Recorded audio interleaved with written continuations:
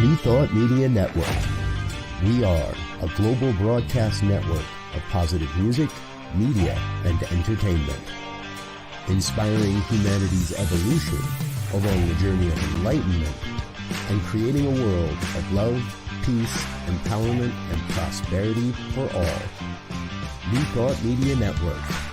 Positively inspiring.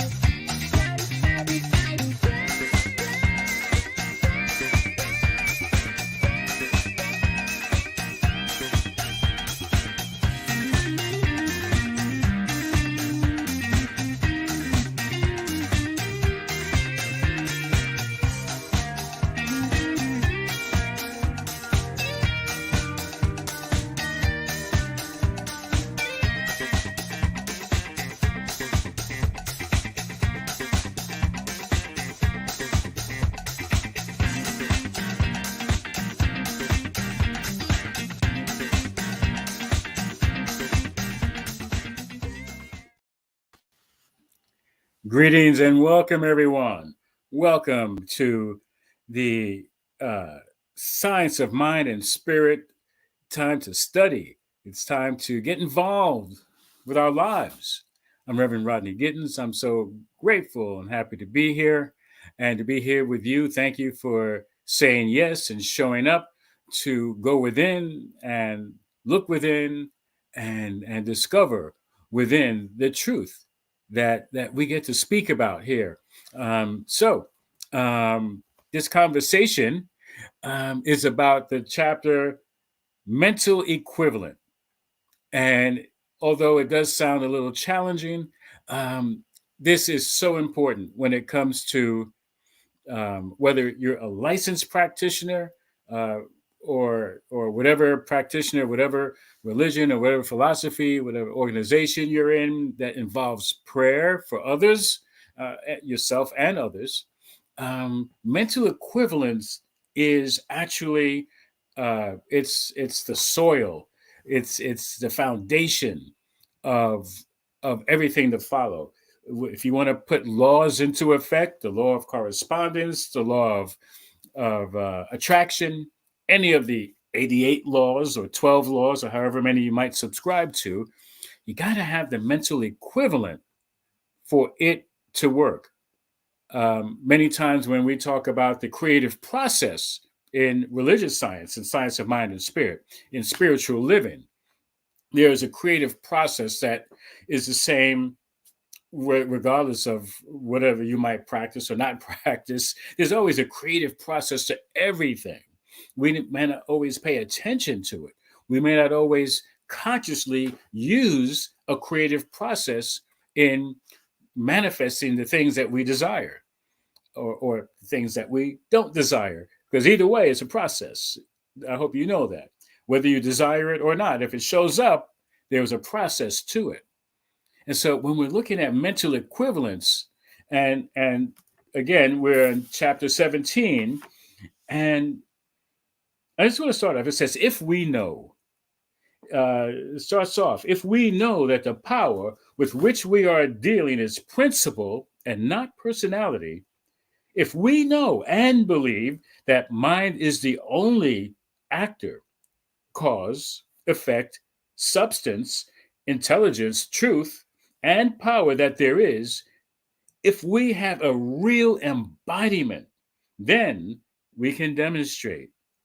If we lack, if we are poor, if we are without friends, if we are out opportunity, we should be sure to erase from our consciousness any sense of lack. So I bring that up, and this is how the chapter starts off. I bring that up because, for the most part, when we're learning about manifestation, demonstration, it's conscious on our part. Now, we are in the creative process unconsciously as well. However, as a student of New Thought teaching, You want to be conscious. You want to pay attention to your words. What are you embodying? What beliefs are you not only allowing to enter in, but what are you holding on to? And how do you know? Well, you look at your life. If you feel that you're experiencing, as I mentioned, lack or lack of friends, lack of health, lack of anything that you truly, really would rather desire, well, it's time to take a look at it. And it's important that we not beat ourselves up. Remember, it also says it's about principle, not personality. There's nothing lacking in your personality that's going to make a difference to principle, except if you just have a habit, make a personal habit saying lack, or experiencing lack, or thinking lack, or harboring thoughts of lack and limitation. Well, yeah, then that's your personality. However, when you take a look at it and you're like, you know what? The law of this divine right action, the principle at work for mental equivalence, is not a respecter of persons, as it has been written. It doesn't care. It's going to respond to your beliefs. And if you have a negative belief that you're harboring on a regular basis, well, then that's going to be your experience. If you have positive thoughts on a regular basis and that's what you embody, well, then you're going to outpicture, you're going to demonstrate positiveness in your life. Wouldn't you agree? Does that begin to make sense for you? So mental equivalent is, and I just want to read this and allow you to read it. It says the law is infinite and perfect, and that's what we're talking about here. We're talking about something that works all the time, every time, and you can depend on. It says the law is infinite and perfect, but in order to make a demonstration, we must have a mental equivalent of the thing we desire. A demonstration, like anything else, is the objective life, is born out of a mental concept. The mind is a fashioning factor, and according to its range, vision, and positiveness, will be the circumstance or experience.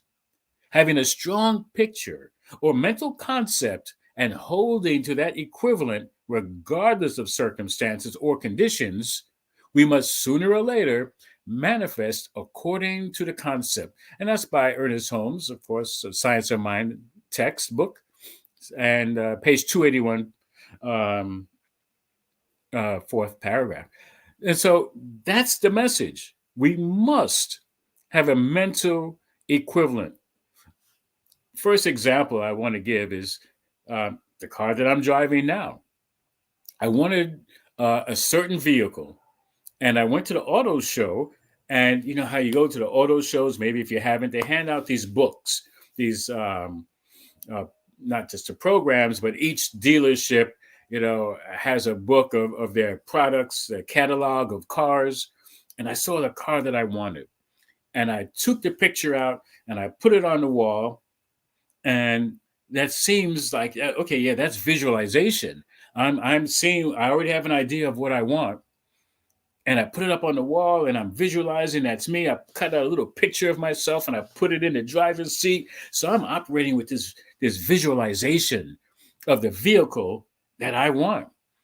And it was up there for a while. I got to tell you, it was up there longer than I needed it to be because the car I was driving was falling apart, literally. And what I noticed was, of course, when you're doing this kind of work, I started seeing that same car in the street. But I found that what was really important was the embodiment of it. I started feeling it. I actually bought something for this new car. Well, as it turns out, car wasn't showing up right away. I'm like, wow. I just started looking for other cars. However, I knew that's really what I wanted. And so I went to a dealership one night after work. I was the last one there. They were sick and tired of me. And what happened? What showed up? A mechanic came in from the dealership and he said, "Hey, a car just came in." Well, of course, that was a car that I was looking for. And it was exactly the same color, had exactly everything that I wanted. And I'm like, wow. Um, Not only did I have it in my mind, I had the embodiment of it. So much so that I stuck around when the place was about to close and they were about to kick me out. And to me, that's the embodiment of it. A more simple example, it's like when we talk about, well, you think about farmers and they're planting seeds, right?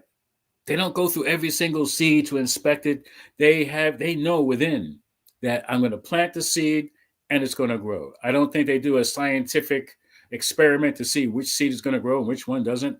They know, they embody like, hey, I'm going to have a great crop.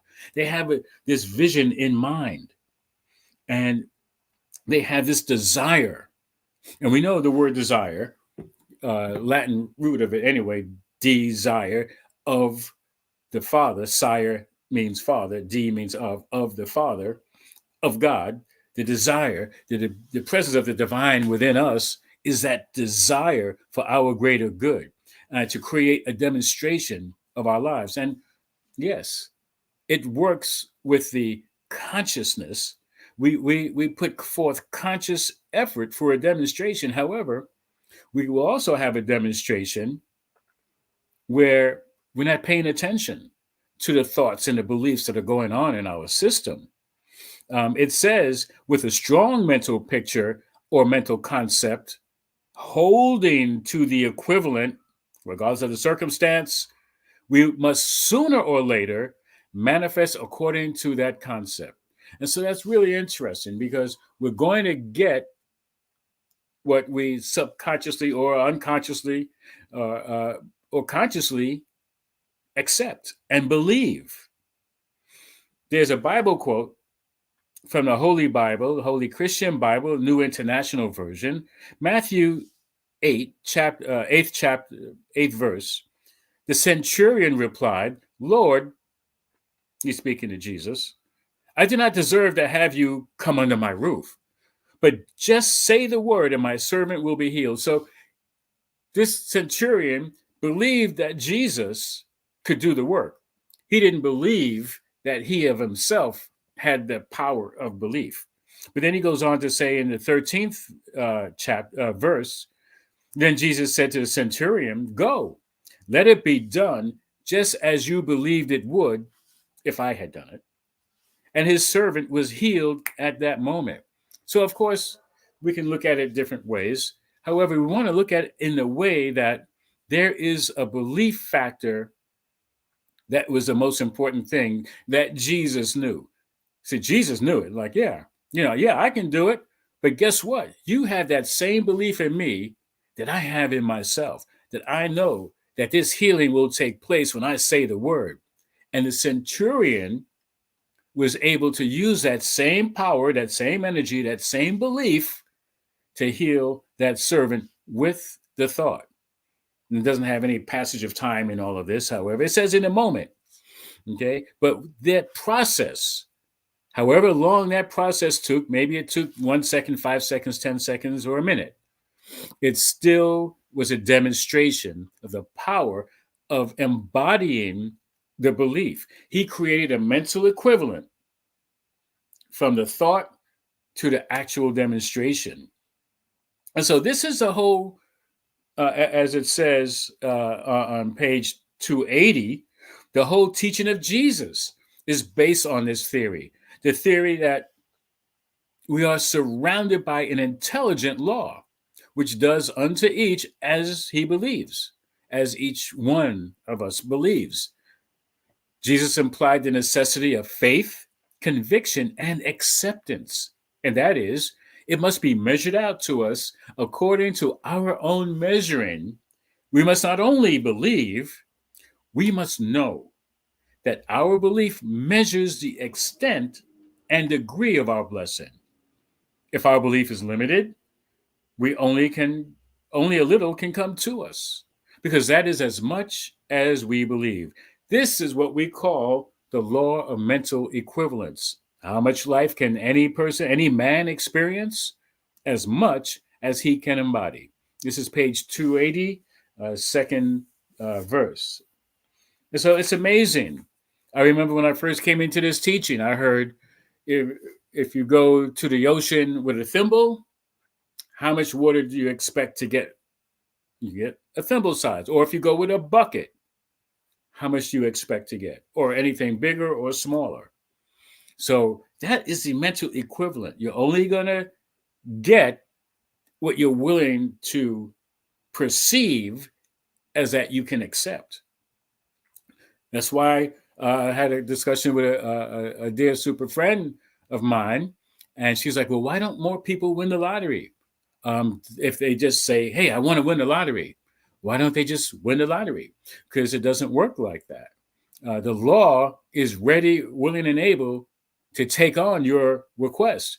How much are you willing to accept, to believe? How much are you taking into your consciousness that says, you know what? Yeah, I can handle $1 million. And if you've never handled $1 million before, it might be a little bit more difficult. Or if for whatever reason you seem to have a blockage to, like, you know what? Maybe there's a conversation going on inside so deep that says, and you're not even hearing it. However, it's saying, I've never had $1 million before. I don't know what I would do with $1 million, or anything along those lines. Anything that would disrupt or uproot that planted seed that says, in the first place, hey, go play the lottery. And the idea is play the lottery to win. It's very interesting. I had a conversation like that with my dad, who just recently passed. God rest his body. I know his soul is out there playing. However, he used to say, "Well, put $1 on the lottery for me. I know it's not going to win, but just play it anyway." I'm like, "Well, Dad, why are you going to play if you don't believe you're going to win?" And at least he spoke it out. But how many of us have this deeply seated belief that what we say we want, we have doubt, or we don't believe it's really going to happen anyway? All right. How have you done that? Have you attempted to explore why things don't show up? Okay. And so it's based, mental equivalent, and like all religions, are faith-based attitudes. Okay, it's an attitude of faith. And it's interesting because we can think that we're very faithful people. There's a quote that says, faith is a mental attitude. Okay, it just doesn't show up out of nowhere. Faith is a mental attitude, which is so convinced of its own idea, which so completely accepts it, that any contradiction is unthinkable and impossible. Now, and I bring that up to say that there are many people who have faith in things not working out in the negative. Do you know anybody like that? Have you ever, maybe you've heard yourself say things to that?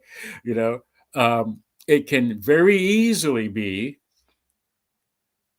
no, I don't think so. That's not going to work for me. If that's the case, then so be it. Uh, the subtitle of this talk is, and so it is. And where is your faith leading you? And we have Abe, who says the feeling, the thought, and the action in alignment. They need to be in alignment. And that's what we do with faith. Okay. It's not just one or the other, it's a combination. That's what we do with our mental attitude. We're saying it's not just the thought. It's just not, I want this, I want this, I want this, I need to have this, I should have this, or why don't I have this? It's also the feeling. What's the feeling tone that goes along with it? Are you bringing up feelings of joy that will match the thought? Okay. And are you taking the action? Remember when I mentioned about the car, not only did I put up a picture of the car, so every day I saw it, I was filled with the joy of having that car. So I had to have the feeling to match the thought. And then I took action. And as a matter of fact, I still have it today. It's one of the little placards that you hang from the rearview mirror, and it says, "Don't worry, be happy." And I just found it today. I was like, wow, it was buried somewhere. However, all of that together is part of the manifestation demonstration. Farmer planting the seed. The farmer plants the seed, and what else has to happen? It's not just planting the seed. It's got to have the sun, the warmth, right? It's got to have the water.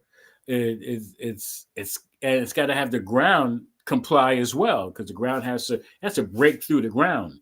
Okay, that desire to break through the ground, and then there's other processes that take place as well. It's the same in our lives. Okay, sometimes we got to break through the ground, but we can't just do it sitting there. We have to take action.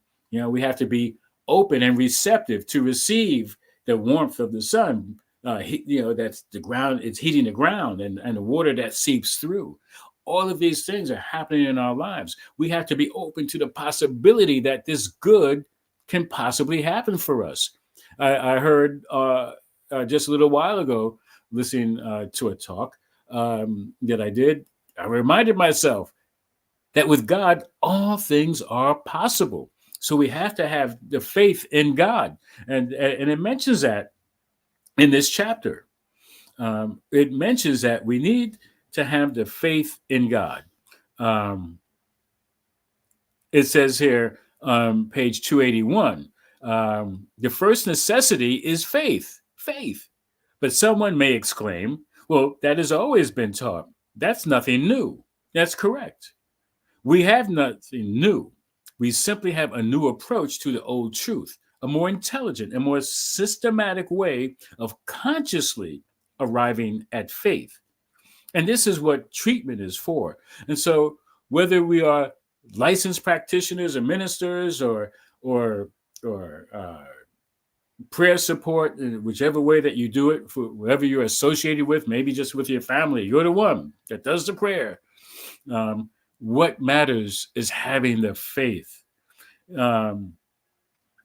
It says, why is it that Jesus could say, this is again on page 281, in the middle of the page, why is it that Jesus could say to the paralyzed man, said, take up thy bed and walk? Because Jesus knew when he said this that the man would get up and walk. He not only believed that there was something to respond to him, but he had an equivalent of its response, which is just as necessary. And so we're talking about that for demonstration. And we're talking about having faith. Okay? Again, I mentioned that faith is the power of prayer. Now, what is faith? Faith is, when you analyze it, you find that it is a mental attitude against which there is no longer any contradiction in the mind that entertains it. That's page 283. And so he goes on to say, Ernest Holmes in Science of Mind text, unfortunately, we find there is great faith in fear.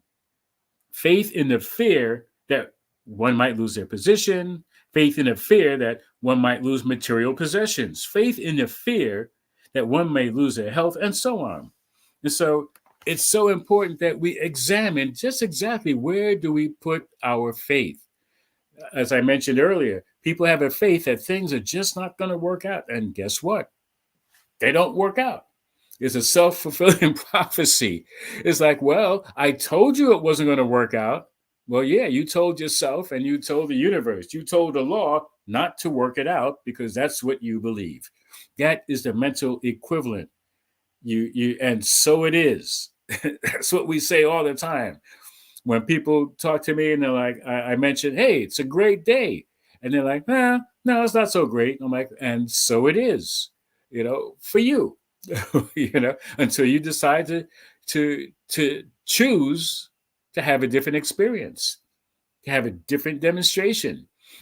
And one of the things I do notice is that we constantly are convincing ourselves of what it is that we believe. Now, beliefs are not written in stone, even though sometimes they might feel like they are. Feel like we're ripping this cement suit off of us in order to change a belief, and that's the belief in fear. That's the belief in doubt, in worry.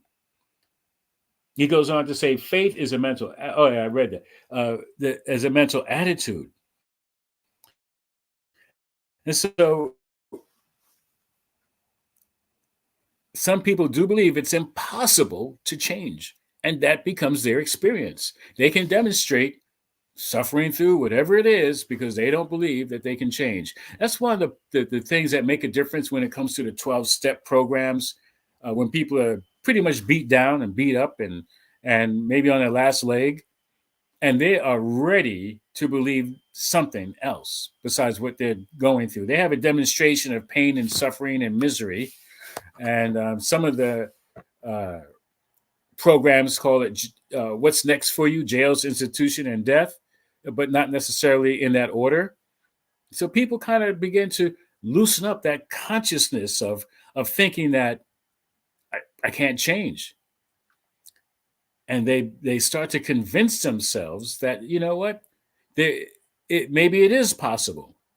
Okay, from believing that it was impossible to change, to have a healthy, prosperous, productive life, all of a sudden they're changing that belief and they're having success. And then they find that, you know what, with this conviction, it is possible to live, one day at a time, making a positive change.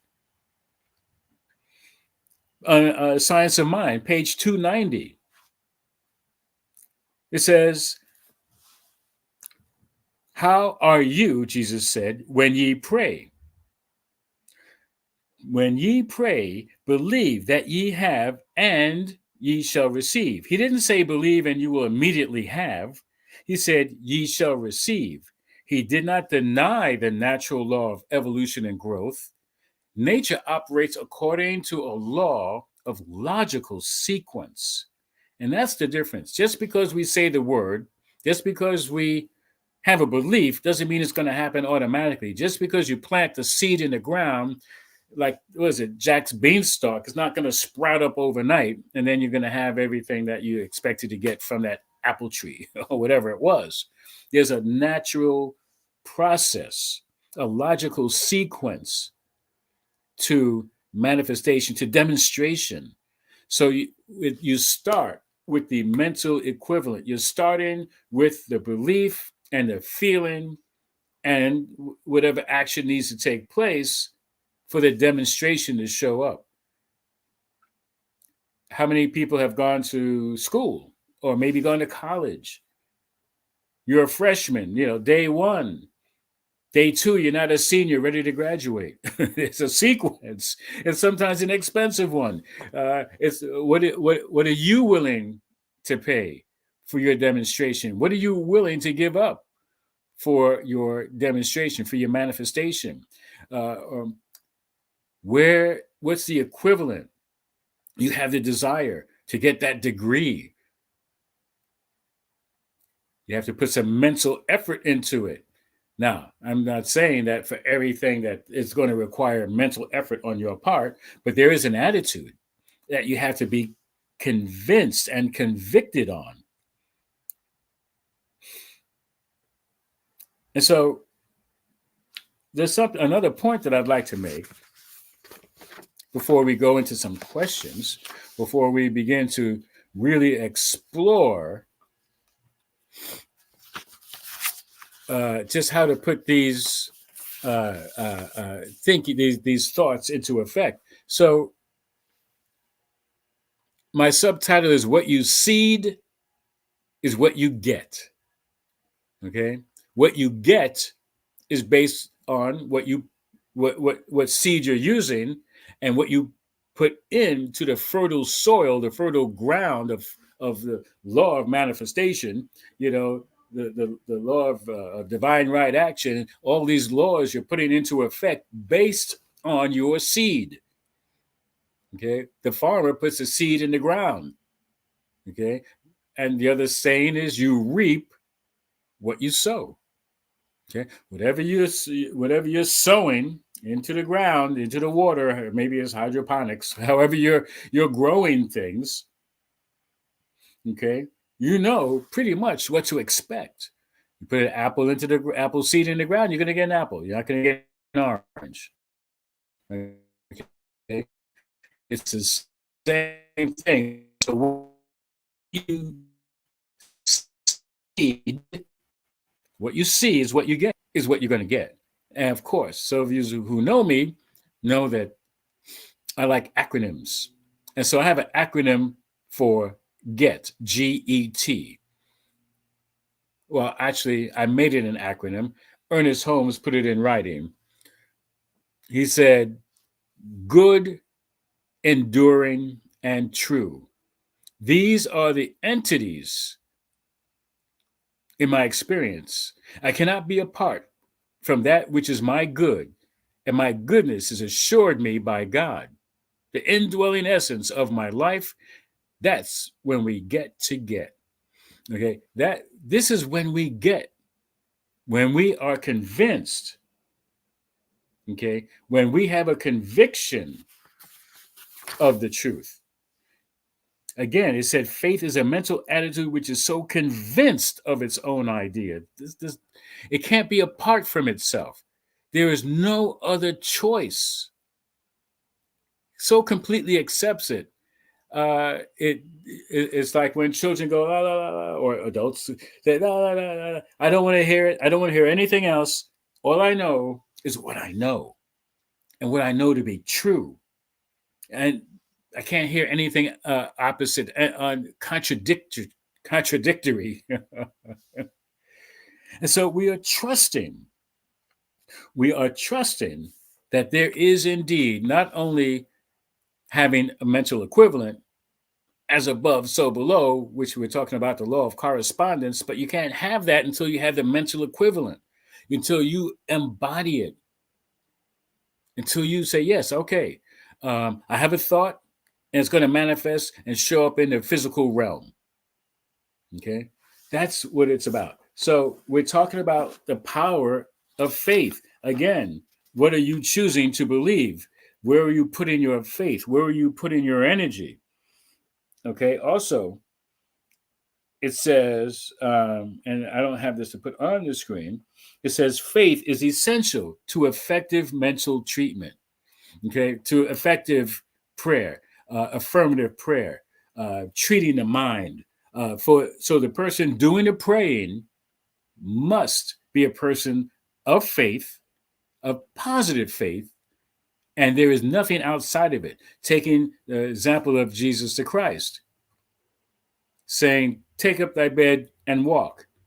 And then he's next, he's not looking to look at the guy get up and walk. He said, hey, take up your bed, you're using up space. Let's get on to the next person. Yeah. So yeah, it's like faith without any contradiction. Don't need to question, don't need to dig up a seed to see if it's growing roots. I know that I know that I know. That is faith without even having to call it faith. Also, it says spiritual knowing, and this is on page 284 and 285. Spiritual knowing is correct mental treating. Love is the impulsion of mental treatment. When we're talking about love, the love of the divine, the love of God that it had when the creator that made everything out of itself, the consciousness of God, the consciousness of the Christ consciousness, the divine presence, the consciousness of the divine presence is the one we are seeking, is the one we are seeking to help is necessary. So divine presence in not just ourselves, but in the one that we are seeking to help. Okay, we know that exists. There is no doubt. That's the mental treatment is one mind. There's only one mind. Okay, there's only one life. There's only one mind, and that life is God's life, and that mind is the mind of God, and that life is my life now, and the mind of God is my mind as well, because there's only one life. Okay, and so the love that God is. I mean, how many have heard? God is love. Okay, well, if God is love, then I am love, and if that's the case, love is the impulsion. It's the impulse, right? It's the energy in the mental treatment that we are giving ourselves and about with someone else. Also, something else I wanted to point out.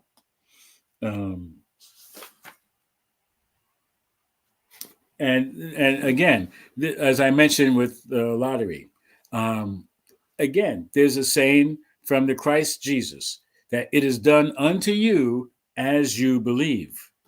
And a lot of people don't like that. They don't want to have to question their belief. They don't want to have to look at it. They want to maybe even blame something on the outside for the way things are showing up in their own lives. Mhm. Or they don't want to take responsibility at all for the things that show up, unless, of course, they work out well and like, hey, look what I did. Okay. And if it doesn't work out, oh, God has it in for me. Either way we look at it, we're going to the ocean with either a thimble or a bucket, or it may be something larger or something smaller. How much can we embody? On page 286, it talks about a definite plan. And it talks about four men, A, B, C, and D, receiving $15 a week. A receives 15, B receives 50, C receives 75, and D receives 100. And basically, he goes on to say that they have different experiences, not based on the amount that they received, but how much they believed about what they were able to perceive and receive. And it says they come to a practitioner for mental treatment. The practitioner takes the thought that there is nothing but activity. The practitioner heals a belief in inactivity and declares that each one of these men is divinely active, occupied, and compensated.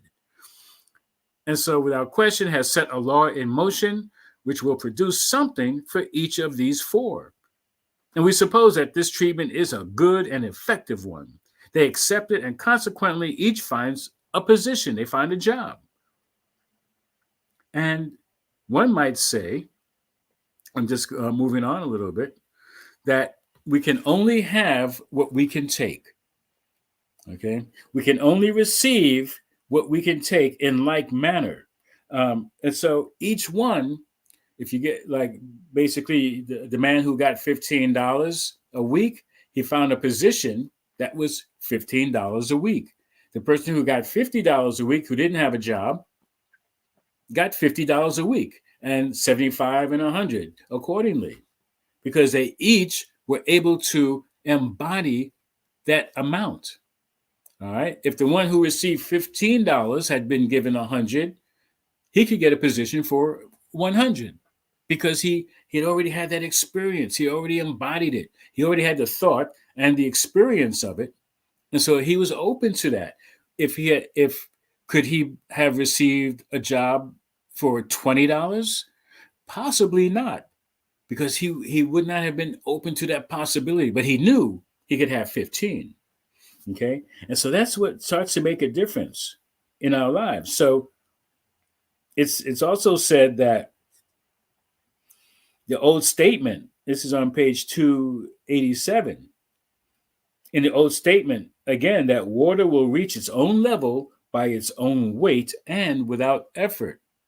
Okay. It doesn't take any effort for water to get to where it needs to go based on its fullness and how much space it takes up.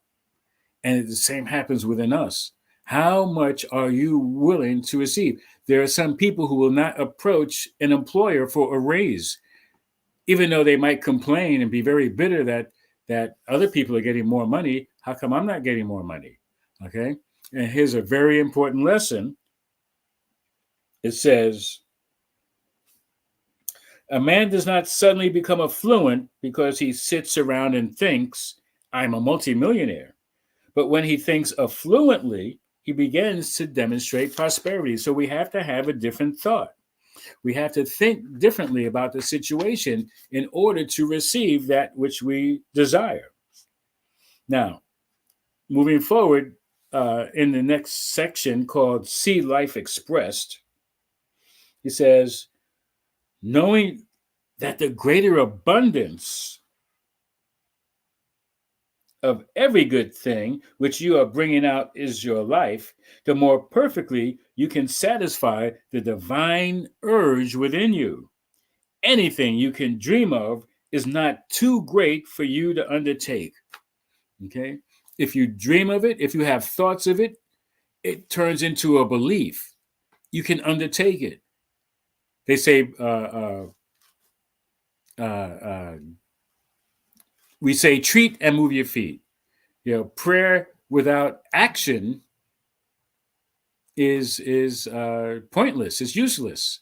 It's dead. Nothing's going to happen. You have to embody the thought, the feeling, and the action. Now, another important part is that it says never on page 289. Never let anything in the middle of the page, never let anything cause you to doubt your ability as you demonstrate the truth. Conceive of your word as being the thing. It is done unto you as you believe. It is already done. God already knows. Okay? But what has to happen? You have to align yourself with the truth. As Abe was saying, the feeling, the thought, and the action in alignment. Okay? That's how things begin to show up, to manifest, to demonstrate. The law is saying, hey, do you really want that? Well, is that really what you desire? If that's the case, then we don't just say the words, yeah, that's what I want. It needs to be a fulfillment. As I said, this is the staging ground for the laws to take effect. Okay, you can have all the laws on the book you want. If it's a court of law, you got walls full of law books. But what good is it? How can they come into effect? Okay, unless we read them and we embody the law and we put the law actually into effect. Otherwise, they're just words on a page. And sometimes we're just having thoughts in our mind, or maybe we're just having dreams. Okay, but if we don't believe them, if we don't embody the possibility of it happening, if we're not taking on a mental equivalent, and I call that me, it's up to me. Okay, somebody else's mental equivalent isn't going to work for me unless I believe it. Like the centurion, he had to have a belief that was working on some level, and he believed that Jesus could do it. And Jesus said, okay, yeah, I can. And guess what? Just believe that I believe. And that belief alone is going to make it happen in your life. Same belief. It's the same energy. Instead of pointing outside, use it within. Me. It's about me. Mental equivalent. My alignment with the power, the energy, with the faith. So we're not praying to something outside to make the change on the inside. We're using that inner awareness, that faith. We're aligning that energy that comes from within for the equivalent, okay, to show up, which becomes the law of correspondence, the law of attraction, the law of divine right action. All of these things are ready to jump into effect when we set the stage for it. And it has to be an attitude. Faith is that attitude. Also, he goes on to say at the bottom of that page 289, it says, correct practice should know that the ultimate right action is now. This is at the last paragraph, 289. It says, today, if we say, tomorrow it is going to be, then according to the very law we are using, we hold the answer in a state of futurity, which can never become present. The future never happens. Tomorrow never comes. If a gardener holds a seed in his hand and says, tomorrow I'm going to plant the seed, his garden will never get growing. Therefore, Jesus said on page 290, when ye pray, believe that ye have, and ye shall receive. Okay, he did not say, believe and you immediately have. He said, ye shall receive. He did not deny the natural law of evolution and growth, Nature operates according to a law of logical sequence. Now, something really, really important that you have to know.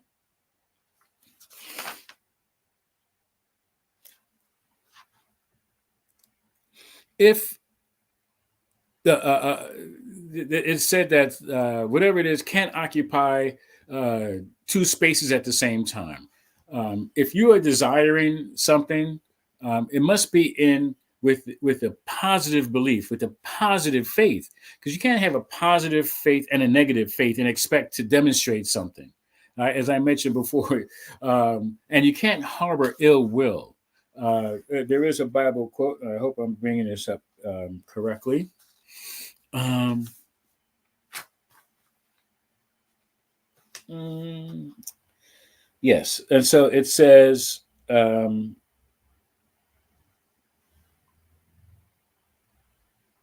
yes, know that there is no condemnation on page 291. For nothing can condemn unless we believe in condemnation. Destroy the thought that would place limitation or bondage upon any situation or condition. Conditions are the reflections of our meditations and nothing else. There is but one mind, and that mind is our mind now. It never thinks confusion, knows what it wishes and how to accomplish what it desires. It is what it desires. So, in other words, whatever it is that you desire, be it. You desire the joy of having a new car, of having wonderful health, recovering in a wonderful, powerful way, completely from any uh, illness, be it. Be what it is that you say you desire. And not just focus on the thing, focus on the feeling of having it, of getting it, of it materializing, of demonstration. Get with the feeling, align that feeling with of having it as living it. Say, yes, it is mine. Now. We don't have to hold on to it. And so what that means is we need to listen to our self-talk, to our conversations. And so let's take a quick look and ask these questions. What do we do to have appropriate mental equivalent to what we would really like to have? Okay, so number one, how about accept what we have? You have to accept where you are. You know, you're like, okay, this is where I'm at. This is what I have, or maybe this is what I do not have. I had to accept that I had a car that was not working for me, and I had to accept the fact that, you know what? I don't have yet what it is that I desire. What had to change? I had to change my thinking. I had to embody the belief that it is mine. I couldn't see it. They didn't have it in a dealership. I couldn't find it anywhere.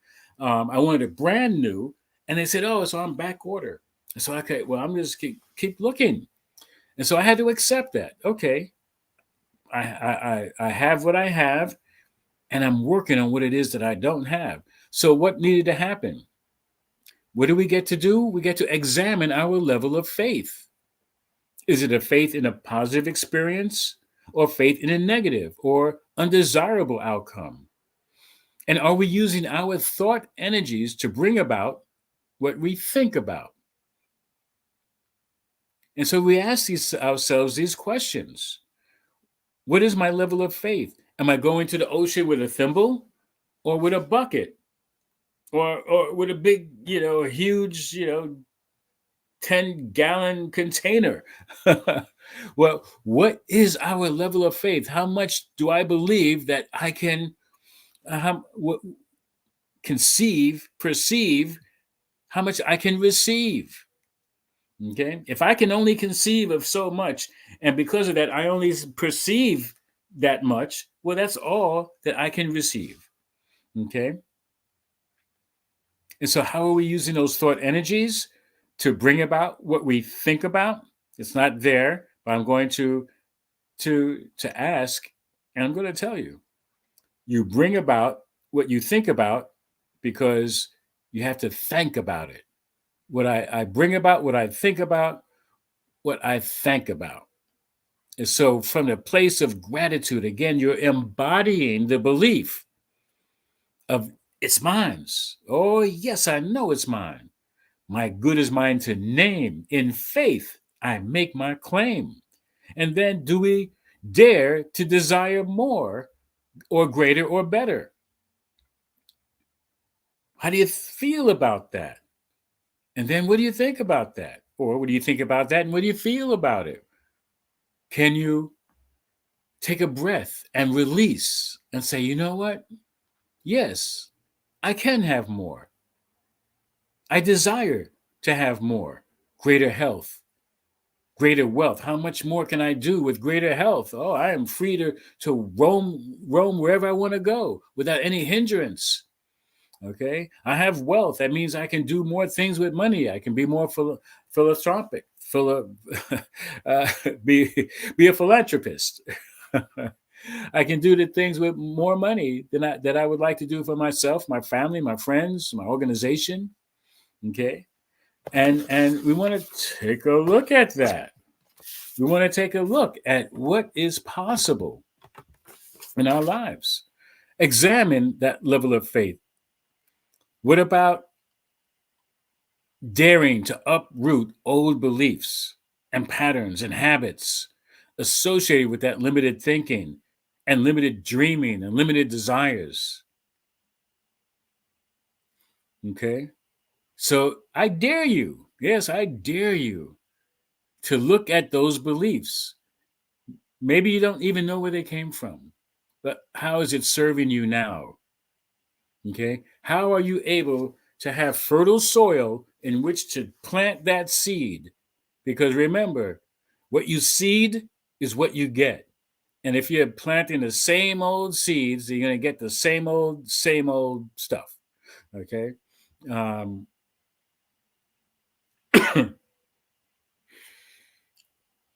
dare to dream. Just give it a shot. Welcome new ideas. Welcome to possibility. And so look at number 6. Are you willing to trust that there will be an equivalent to your new mental approach? Again, that requires faith in the invisible. However, it requires the faith in God and the faith of God. So, are you willing to trust God? Are you willing to trust that divine presence within you that has got you to right where you are so far, or maybe it's not so far, but right where you are? Trust that there is oxygen for you to breathe, there is food for you to eat. Trust that there is an equivalent for the seeds, the ideas, the thoughts that you have. You drop into the fertile soil of the divine imagination, the divine creative soil, the soul that's going to create for you what you desire. And are you willing to actually accept what comes along with that, which we say we desire? I say, be careful what you pray for. You just might get it. Well, there's a mental equivalent for it. If you're praying for something and you get a certain amount, then you get to look at, well, wait a minute, what was I thinking? Not in a judgmental way. Well, let me examine my thought. Can I up level that thought? I wanted a certain SUV. I wasn't accepting anything less other than that. Not less than, other than. And I got exactly what I wanted. And as a matter of fact, I had some other extras thrown in. And it didn't cost nearly as much as I thought. So are you willing to accept that? Are you willing to actually accept what comes along with that desire? It could be even better than you imagined. And are you willing to change our thinking to change our life? Are we willing to do that? Are we willing to change our thinking to consciously use the idea, the concept of mental equivalent, as above, so below? And so it is. And this is what you get. You seed what you seed is what you get. And so, with this idea, with this thought, with this belief, with this knowledge, with this wisdom, this information, we can begin to move forward in creating the kind of life we would like to live. We have a new thought, and that new thought, coupled, embodied with that idea, we step out on that faith. And this is how we use a mental equivalent in our life.